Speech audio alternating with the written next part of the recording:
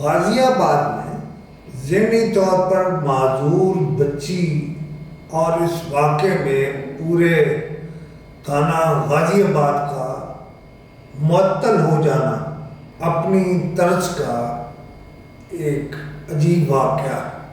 اس میں پہلا سوال تو یہ ہے کہ رات کو ڈی آئی جی کو وہاں بھیجنا اور پورا تھانہ معطل ہونا، یہ اس بات کا غماز ہے کہ کچھ پارٹیاں یہ پرچہ کرانے میں انٹرسٹڈ تھی، اور یہ سوال بھی ہے کہ آخر ڈی آئی جی کو رات 1:59 پر کس نے تھانہ غازی آباد بھیجا؟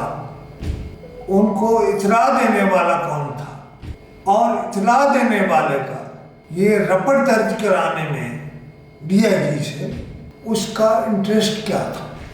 اور اسے اطلاع دینا، پورا تھانہ معطل کرانا، یہ ذرا روٹین سے ہٹ کر بات تھی۔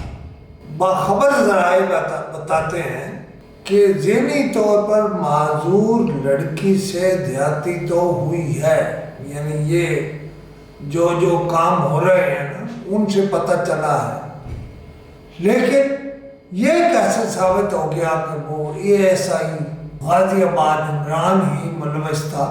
یہ ذرا بڑھا کر بات کی گئی۔ اچھا، وہ پیش ہوا کل خاتون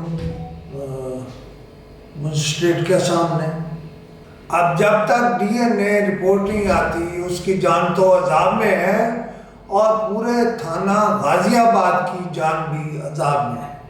اب ایک بہت بڑی انفارمیشن، وہ بڑی انفارمیشن یہ ہے کہ معذور لڑکی کے والدین اور ورثاء یعنی چچا وغیرہ جو ہیں، انہوں نے اے ایس آئی عمران سے 50 لاکھ کی رشوت میں اس لیے کہہ رہا ہوں کہ وہ کہتے ہیں مکا کر لیتے ہیں، ہم پرچہ واپس لے لیتے ہیں۔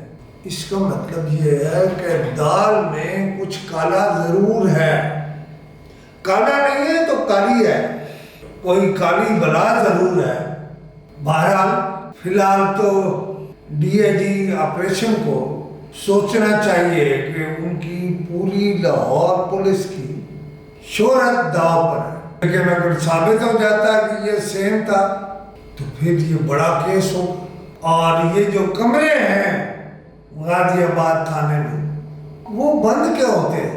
بند کی ہونے کی وجوہات دو ہی ہو سکتی ہے، یا تو اس کمرے کے اندر کوئی خرابی ہو رہی ہے جس طرح کی ذہن معذور بچی کے ساتھ ہوئی ہے، اور دوسرا یہ ہے کہ وہاں مارا جا رہا ہے ملزموں کو، یہ بھی سوال ہے۔